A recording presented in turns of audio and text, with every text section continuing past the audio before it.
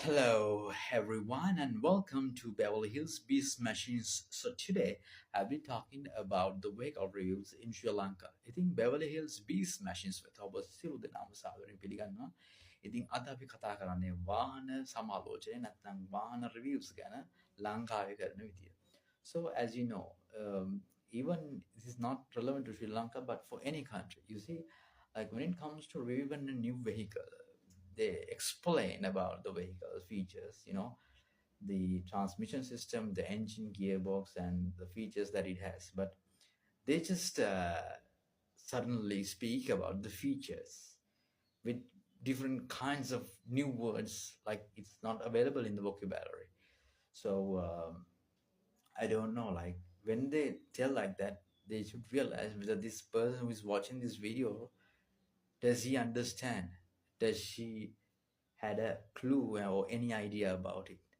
Like, I know obviously now if you get a new word based on the features of a vehicle, obviously if you don't know, if you want to go deep, you have to search the video, put chat GPT or whatever the thing. But just make it simple when you're making the review because everybody should understand. Okay. ඉතින් මම මේ කතා කරේ වාහන රිව් ගැන. Review රැවෙන්න දෙන්න නැතුව හරියට කරා නම් හරි කියලා මම නම් කියන්නේ. මොකද ලංකාවේ වාහන රිවව් එකක් කරනකොට ඇත්තටම දැන් එක ෆීචර්ස් තියෙනවානේ. ගියර් බොක්ස් එකේ වාහන එන්ජින් මෙච්චරයි කියලා ඔක තමයි කියන්නේ. කැපැසිටි එක මෙච්චරයි ඔය ටික කොහොමද කියන්නේ. ඊට අමතරව මේකේ ෂොක්ස් තියෙනවා, මේ විදිහේ ෂොක්ස් තියෙනවා, අරක LED පැනන අරක මේක කියලා කියනවා. දැන් ඔය එක අලුත් වචන දානවානේ දැන් ඔය රිවව් කරනකොට අර මේකේ මේ ඇන්ටි බ්‍රේක් ABS තියෙනවා අරක මේක තියෙනවා. දැන් ඔය කියන මගුලක් තේරෙනවද කියන්නේ? ඔය කියන්නේ බලන එක්කෙනාට මේකේ ඇන්ටි ලොක් බ්‍රේකින් සිස්ටම් ටෙලස්කෝපික් මොනෝෂොක්ස් තියෙනවා. ඉතින් ඔහොම අර ඔළුව වනන් කියන ඔව් දන්නවා වගේ හැබැයි දන්නේ නැහැ මොකක්ද ඒක කියලා. හැබැයි දැන් ඉතින් මෙහෙමයි.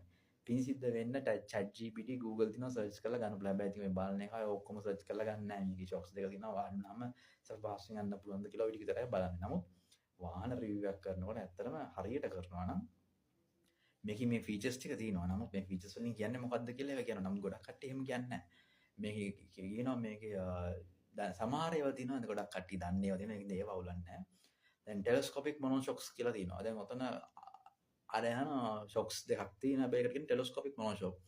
දැන් ඉතින් ඒක මේ සමහරට බාස්ලා වුණත් දන්නේ නැහැ සමහර අය. ටෙලස්කෝපික් මොනෝෂොක්ස් ටෙලස්කෝප් එක වගේ තියෙන මොනෝෂොක් කියලා දන්නේ නැහැ. නැත්නම් ඉතින් Google එක සර්ච් කරලා බලන්න ඒක මොකක්ද කියලා. ඒ වගේ එක අලුත් බර වචන තියෙනවා. ඉතින් ඇත්තටම මේ බර වචන තියෙනකොට ඒක පොඩ්ඩක් හරියට පැහැදිලි උච්චාරණය කරන්න හරි නැත්නම් රිවීව් එක රෙවිලා යනවා මම නම් කියන්නේ. මම බොරු නම් කියන්නේ.